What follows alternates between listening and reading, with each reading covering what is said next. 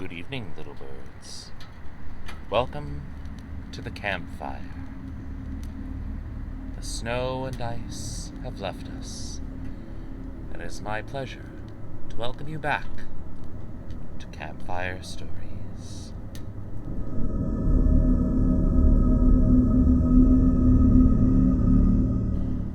This tale comes to us from the Ifik-Ibibio people of Africa, and it begins where all the best stories begin. In the beginning, the very beginning. A long, long time ago, before history was written, before time even existed, and all things and all creatures dwelled upon the earth. All the plants, of course, all the creatures too, but even the celestial bodies, such as the sun and the moon. Now, it was well known that the sun had many friends, but the sun's greatest friend was water. They would converse constantly. They were always meeting with each other, enjoying conversations, but it was always only the sun that was ever invited to Water's home. And while he did care for Water deeply, the sun was a little put off by this inequity. And so one day he asked, "Water, why is it that you have never come to my home? You have always been so generous to me. It doesn't seem right that I am only ever invited to your home." Water said, "Well, old friend, it is not that I do not wish to see your home. I would love nothing more than to see your home. But your home is just too small. It would not fit myself and all of my relatives together. You would have to have a much, much bigger home." So the sun thought about that and went home to his wife, the moon.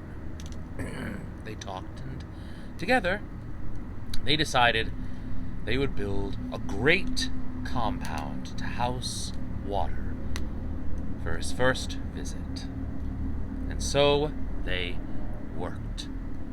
Sun and moon together worked tirelessly for days, weeks, months, who knows? Until finally, this great compound, a noble estate, was created. And Water finally came to visit.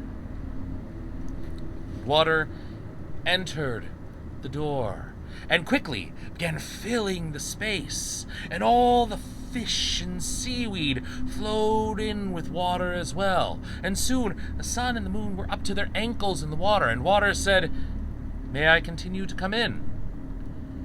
And the sun said, "Of course, please, there's plenty of room."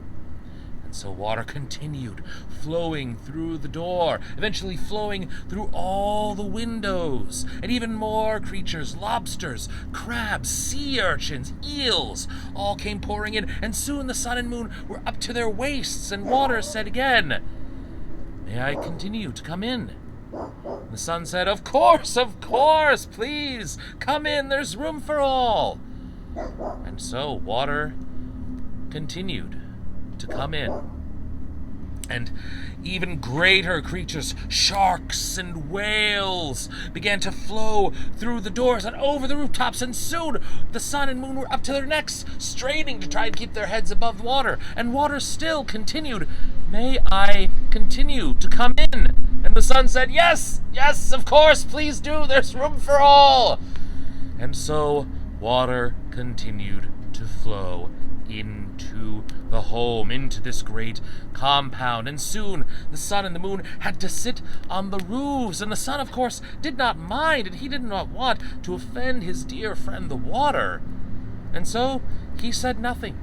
he hospitably let the water continue to flow in with all of its bounty, all of water's relatives and friends.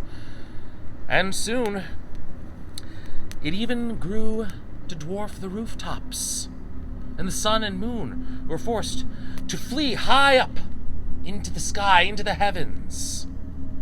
And they waited for water to enjoy his time. Even from that great distance, they conversed and talked a great deal for many days, many nights. Eventually, though, water began to subside, thanking his dear friend the sun for such hospitality.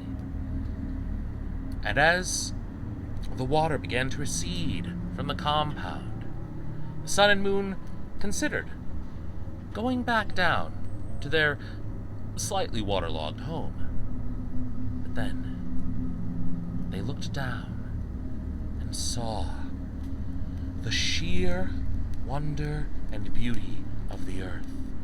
They saw lush green fields and emerald forests. They saw the deep, beautiful sapphire ocean, water, of course, spread out where it truly belonged. And above they saw the stars, beginning to also rise, following the sun and the moon, and it was so beautiful.